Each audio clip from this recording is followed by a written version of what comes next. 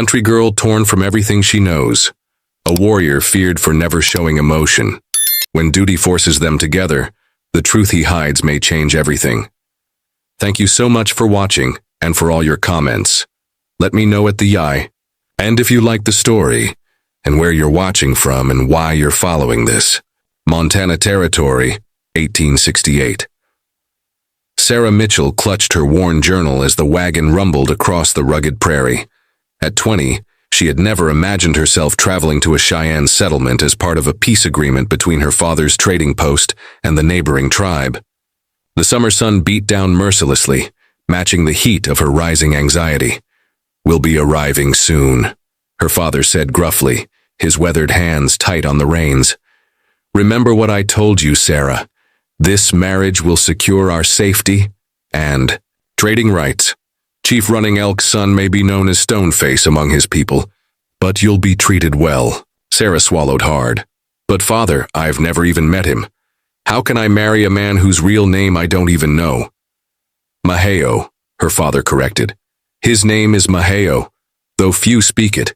He earned his warrior name after surviving an attack that killed his mother and sister. He hasn't shown emotion since. The arrangement is done, Sarah, for all our sakes." The wagon crested a hill, revealing a settlement of hide-covered teepees nestled against a backdrop of distant mountains. People moved about their daily tasks, some pausing to observe the approaching wagon. "I understand our situation," Sarah whispered, fingers tracing the leather binding of her journal. "But does he even know English? How will we communicate?" He was educated at the mission school before returning to his people. He speaks better English than some settlers. Her father's expression softened momentarily. "I wouldn't send you if I had any other choice.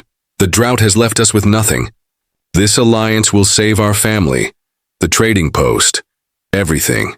Sarah nodded silently, tucking a strand of chestnut hair behind her ear. She had packed her few belongings, some clothes, her mother's silver hairbrush, and most importantly, her journals filled with stories and sketches of the Montana wilderness she loved so dearly. As they approached the settlement, warriors on horseback rode out to meet them. Leading them was a tall figure whose presence commanded immediate attention. His obsidian eyes surveyed them without betraying a single thought, his copper skin bearing the marks of battle and survival. A single eagle feather adorned his long, black hair. "That's him," her father whispered. "Maheo, Stoneface." Sarah felt her breath catch. The warrior was undeniably handsome, but the complete absence of expression in his face sent a chill through her, despite the summer heat. How could she possibly build a life with someone so utterly unreachable? Chief Running Elk stepped forward as they dismounted. "Mitchell," he greeted Sarah's father, "you have brought your daughter as promised." "As agreed," her father replied, placing a hand on Sarah's shoulder. "My daughter, Sarah." Sarah curtsied awkwardly, keeping her eyes lowered as she'd been instructed. When she finally looked up, she found Maheo studying her with those impenetrable eyes. "The ceremony will be at sunset," the chief declared. "Woman, speak softly, Will. Prepare the bride." An elderly woman with kind eyes approached, gesturing for Sarah to follow. As she was led away, Sarah glanced back at her father, who nodded encouragingly. Then her eyes met Maheo's once more. For the briefest moment, she thought she detected something, curiosity perhaps, flickering across his stoic features. The preparation was a blur of unfamiliar rituals. Woman Speak Softly, who knew some English, explained each tradition while adorning Sarah in a beautifully beaded dress. "He is good man," the elderly woman said as she braided Sarah's hair. "Strong, respected, lost much, speaks little. Has he—" Sarah hesitated. "Has he had other wives?" The woman shook her head. "Many women wish to marry Stoneface. He refuses all, until now." She gave Sarah a knowing look. "Chief says he must take wife. For peace. For future. So he doesn't want this marriage either," Sarah whispered, unsure whether to feel relieved or insulted. "Want is not our way. Duty is our way. Happiness comes from honor." Woman Speak Softly patted Sarah's hand. "You will learn. The ceremony took place as the sun painted the sky in blazing oranges and purples.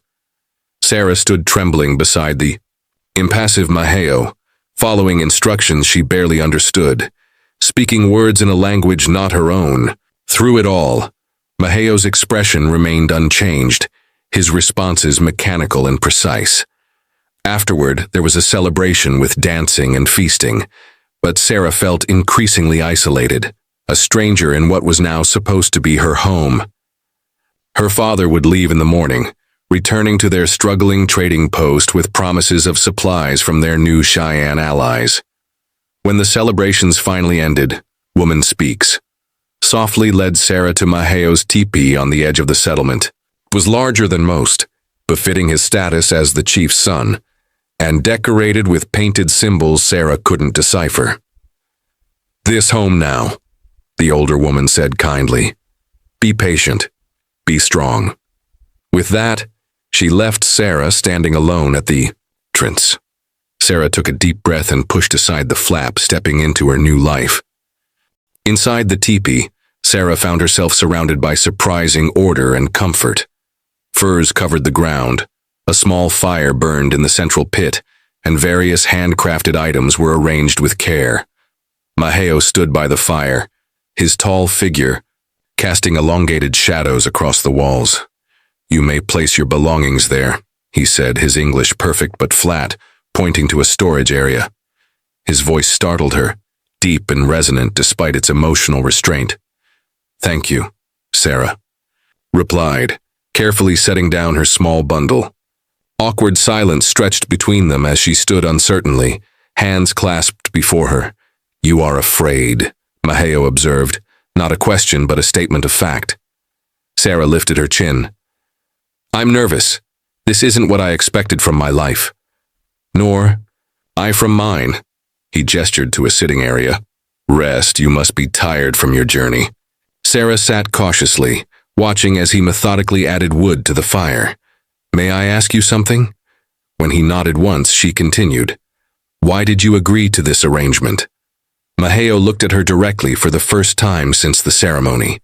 "My father believes our people face difficult times ahead. The white man's government makes promises they do not keep. We need allies among your people." "So duty," Sarah concluded. "Yes." He handed her a cup of water. "But there were other trading families. I chose yours." This revelation surprised her. "Why?" Maheo returned to tending the fire. "Your father treats our people fairly and—" He hesitated. "I have seen you before." "You've seen me? Where?" "At the trading post. Last winter. You were drawing in a book like the one you carry now." A slight hesitation. "You gave bread to a hungry Cheyenne child when you thought no one was watching." Sarah remembered the incident. A small boy wandering alone near their trading post during a particularly harsh winter day. "I didn't know anyone saw that." "I did?" For a fleeting moment, something softened in his eyes before disappearing again. "You will not be harmed here. You have my protection." "And what of—" She faltered, her cheeks warming. "What of marriage duties?" Maheo turned away. "You need rest. I will sleep there." He indicated a space across the teepee. "We have time to learn each other's ways." Relief washed over Sarah, followed by confusion at her own reaction. Was she disappointed? No, surely not. Yet his consideration touched her unexpectedly. That night, lying on her bed of furs, Sarah wrote in her journal by firelight, documenting everything about this strange new world. Across the teepee, Maheo's breathing eventually deepened in sleep. When she finally looked up, she noticed a collection of small carved animals near his sleeping area. The delicate craftsmanship surprised her. Such artistry seemed at odds with his warrior reputation. Days passed, falling into a rhythm. Sarah learned Cheyenne customs from Woman Speaks Softly and other women who gradually warmed to her presence. Maheo was often absent, hunting or attending council meetings, but each evening he returned, bringing small gifts. A wildflower, a particularly smooth stone, berries she had mentioned liking. They rarely spoke at length, yet Sarah began noticing subtle changes.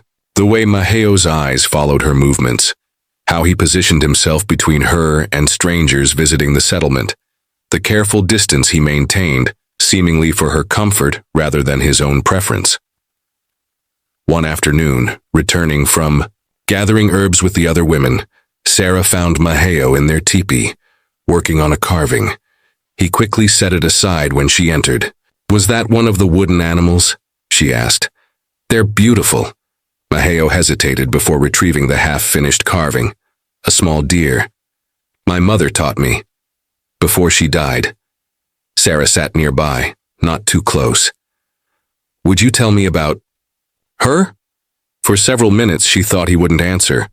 Then, in measured words, Maheo spoke of a gentlewoman who told stories through her carvings, who taught him that creating beauty was as important as being strong.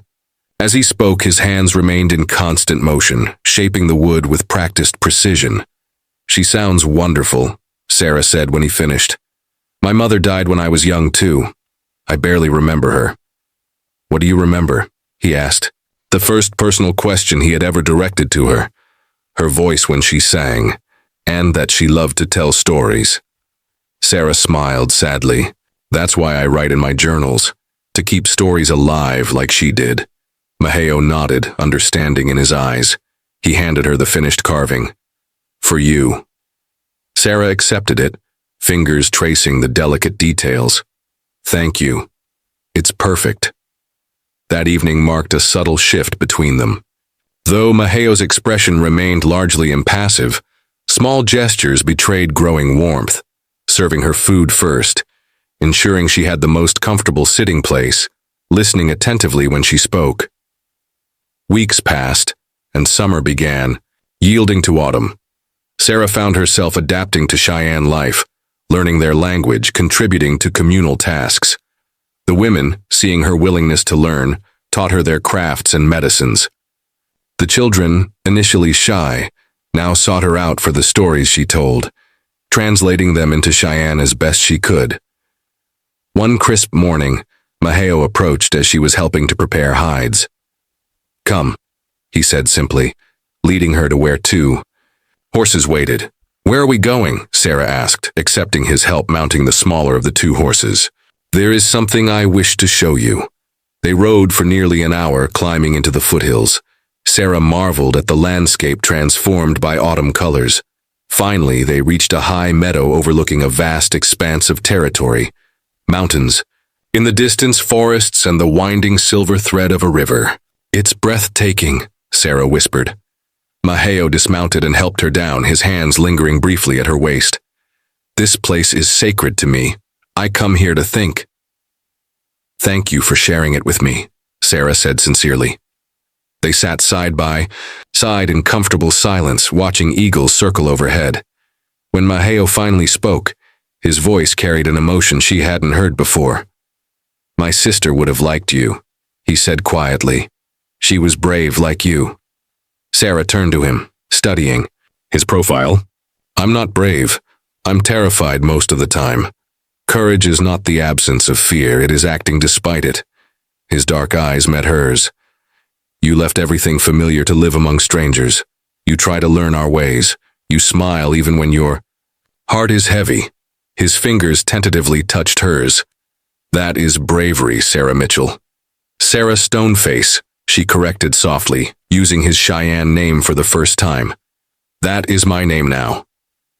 Something remarkable happened then. The corner of Maheo's mouth lifted slightly. Not quite a smile, but a definite softening. "Yes," he agreed. "It is." As they rode back to the settlement, Sarah realized with startling clarity that the dread she had felt on her wedding day had transformed into something entirely unexpected. Hope. The first snowfall came earlier than expected, blanketing the settlement in pristine white. Sarah woke to find Maheo already gone, but a small carved wolf sat beside her sleeping area, another addition to her growing collection of his handiwork. She smiled, running her finger along its detailed features before tucking it safely among her possessions. Outside, the settlement was alive with activity despite the cold. Winter preparations intensified as the Cheyenne readied themselves for the harsh season ahead. Sarah had learned enough of their language and customs now to participate fully, earning nods of approval from the elders. Your hands work well with the sinew, Woman Speaks Softly commented as they repaired winter clothing together. You learn quickly. I have good teachers, Sarah replied in careful Cheyenne, drawing pleased laughter from the women gathered around, and, How goes life in your teepee? Another woman asked with a knowing smile. Stone-face seems less stone-faced these days. Sarah felt warmth rise to her cheeks. We are learning each other's ways. The way he watches you when you're not looking tells its own story, Woman Speaks Softly observed. I have not seen such light in his eyes since before the tragedy. What exactly happened to him? Sarah asked hesitantly. I know his mother and sister were killed, but the women exchanged glances before Woman Speaks Softly spoke. It was 7 winters ago. Maheo, his mother, and sister were returning from visiting relatives in another band. Soldiers attacked without warning or reason. Maheo fought bravely, but was struck unconscious. When he woke, he found his mother and sister. She shook her head sadly. After that day, he spoke little and showed no emotion. Many feared his spirit had died with them. How terrible, Sarah whispered. He was 16 summers, already becoming a man but still a boy in many ways. The elderly woman patted Sarah's. Nditi, the boy died that day. The man became stone-face, until recently. Before Sarah could respond, commotion arose at the edge of the settlement. Warriors returned from hunting, Maheo among them. But something was wrong. They moved with urgency, and one man was being carried. Sarah rose quickly, following as Woman Speaks Softly hurried toward the gathering crowd. Maheo was issuing commands, his face tense with concern. What happened? Sarah asked a young boy nearby. White trappers, the boy explained in broken English. Shot at hunting party, hit lone elk. Sarah pushed forward, her experience helping her father with trading post-injuries giving her confidence. When she reached the injured man, she saw immediately that the bullet wound in his shoulder needed attention. I can help, she told Maheo, their eyes meeting over the wounded warrior. After a moment's hesitation, he nodded. Show me. In the medicine woman's teepee, Sarah worked alongside the tribal healers, cleaning and treating the wound with a combination of their traditional methods and techniques she had learned from her father. Throughout the procedure, she felt Maheo's presence behind her, watching intently. When they had finished and the injured man rested comfortably, Maheo followed her outside. Where did you learn such skills? My father often treated injuries at our trading post, she explained. I assisted him. You did more than assist today. His voice carried unmistakable respect. You may have saved Lone Elk's arm, possibly his life. The trappers who did this, Sarah began carefully, were they from the settlement near my father's trading post? Maheo's expression darkened. No, these were strangers, moving through our hunting grounds without permission, taking more than their share of beaver and driving away game our people need for winter. What will happen now? We must increase patrols of our territories. Winter comes, and we cannot afford conflict, but neither can we lose hunting grounds. Concern etched lines around his eyes. These are not like your father. These men see only what they can take. That evening in their teepee, Maheo was unusually restless. Sarah watched as he methodically checked his weapons, his movements betraying tension. You're worried, she observed, setting aside her sewing. He glanced up, seemingly surprised by her perception. Winter will be difficult. Game is already scarce. Sarah moved closer, cautiously bridging the physical distance they typically maintained. Is there anything I can do to help? Maheo set down the knife he'd been sharpening. You already do much. The women speak highly of you. The children seek your stories. After a pause, he added more softly, You bring light to places long dark. Sarah felt her breath catch at the unexpected words. Maheo. His hand reached out, tentatively touching a strand of her hair that had fallen loose.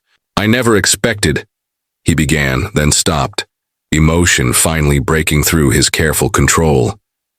I never expected to feel again after what happened. And now, Sarah whispered. Now I find myself watching for your smile. The admission seemed to cost him great effort. I listen for your voice. His hand dropped away. It is unfamiliar to me, these feelings. Sarah gathered her courage and reached for his hand. It's unfamiliar to me too. I came here expecting to live as a stranger among your people forever. I never thought I would find, she hesitated, understanding, connection. Maheo's fingers curled around hers. When my mother and sister died, I buried my heart with them. I became stone-faced because feeling nothing was easier than feeling everything. And now? Sarah repeated. Now I find my heart returning, beat by beat. His dark eyes held hers. It terrifies me more than any battle. Sarah smiled gently. Courage is not the absence of fear, she reminded him, echoing his own words. For the first time since she had known him, Maheo smiled, a true smile that transformed his face entirely. You remember my words. I remember everything about you, she admitted.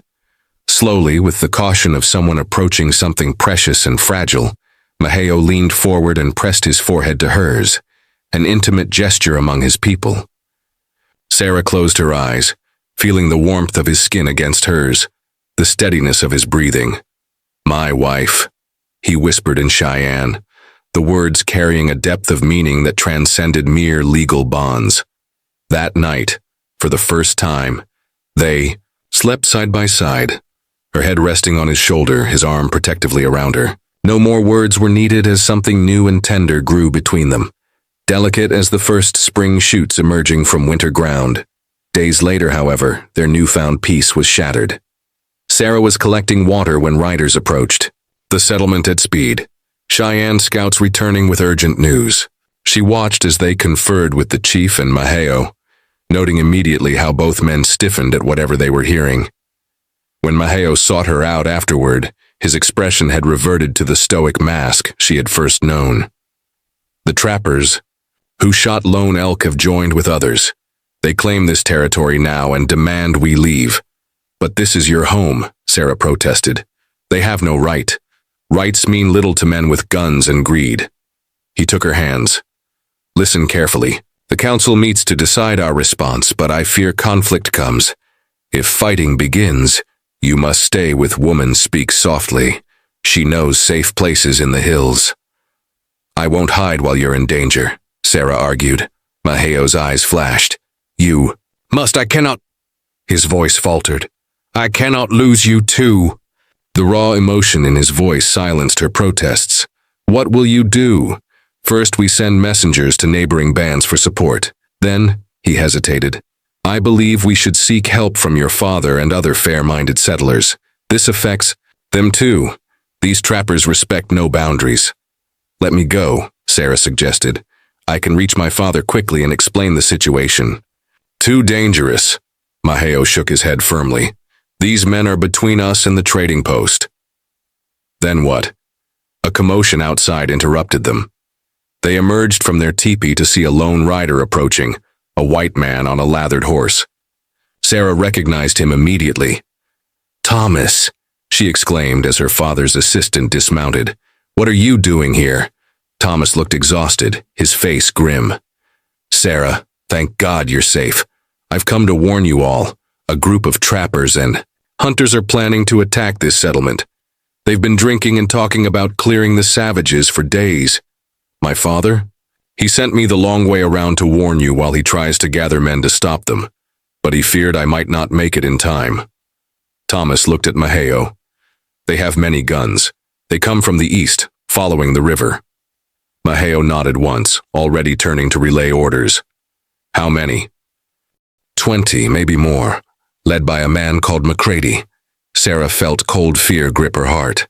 James McCready had a reputation for brutality toward native people, fueled by a personal vendetta after losing family in conflicts years before. As the settlement erupted into defensive preparations, Sarah found herself torn between two worlds, watching as her husband organized warriors with calm efficiency while processing the threat from men who were, ostensibly, her own people.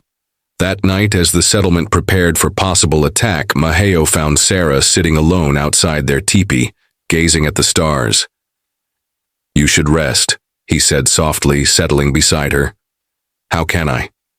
She turned to him, moonlight silvering her features. "Everything could be destroyed tomorrow." Maheo was silent for a long moment before speaking. "When I lost my mother and sister, I believed nothing good would ever come again. I was wrong." His hand found hers. "Whatever happens tomorrow, know that meeting you has healed something I thought broken forever." Sarah leaned against him, drawing strength from his solid presence. "We will find a way through this," she promised. "Together." As they sat beneath the vast Montana sky, the uncertain future stretched before them. But for the first time since her arrival, Sarah truly felt she belonged. Not just in this place, but at this man's side, bridging two worlds that desperately needed to find common ground. Dawn broke with an eerie stillness over the Cheyenne settlement. Overnight, families with young children had been moved to a sheltered location in the nearby hills, accompanied by the elderly and those unable to fight. Sarah had stubbornly refused to join them, insisting her knowledge of both worlds might prove valuable. "The warriors are in position," Maheo reported as he entered their teepee, where Sarah was preparing medicine bundles. "Thomas believes the trappers will come before midday." Sarah nodded, focusing on her task to hide her trembling hands. "My father should arrive with help soon." "Perhaps." Maheo knelt beside her, gently stilling her movements. "Sarah, if things go badly—" "Don't," she interrupted, meeting his gaze. "We will find a way." His hand cupped her cheek, eyes memorizing her features. "You have taught me to hope again. Whatever happens, remember that." The warning came shortly before noon, a high whistle from a scout positioned in the hills. Maheo immediately moved to his position with the warriors, while Sarah joined Woman Speaks Softly, who had refused evacuation, preparing to tend to any wounded. From their vantage point, they could see the approaching men, a ragged line of trappers, and frontiersmen on horseback, rifles prominent. Their leader, a broad-shouldered man with a distinctive red beard, could only be McCready. Chief Running Elk stood prominently at the settlement's edge, flanked by Maheo and other respected warriors. Their stance was defensive but resolute. "This is Cheyenne land," the chief called out as the riders approached. "You are not welcome here," McCready spat contemptuously. "Indian land? This is American territory now. President Grant signed the papers himself."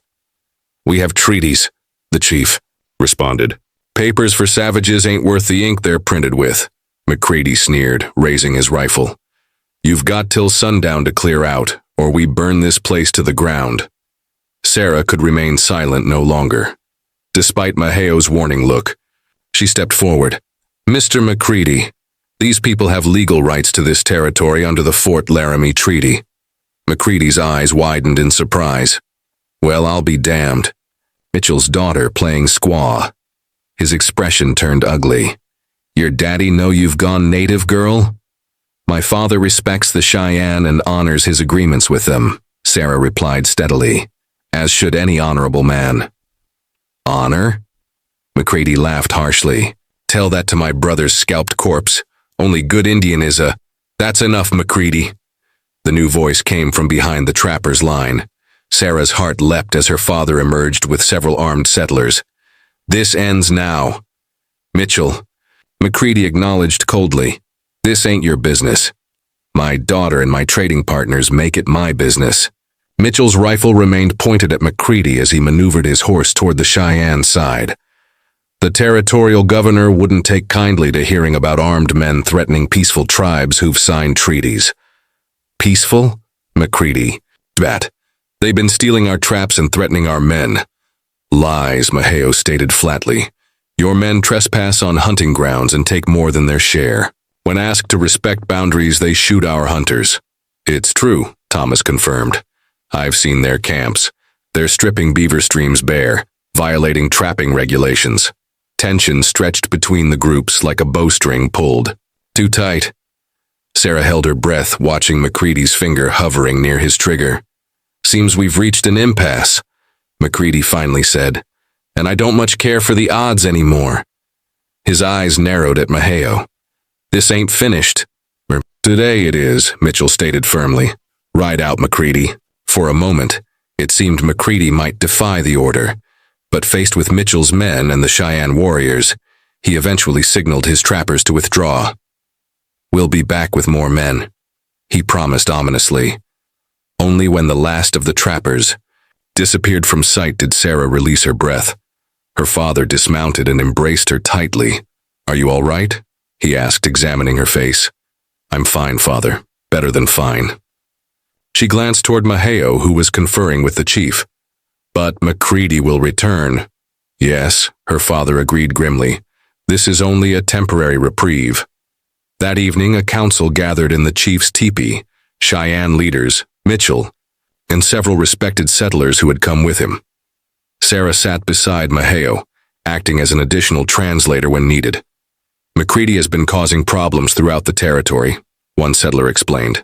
The territorial government is concerned about his actions, but they're slow to respond.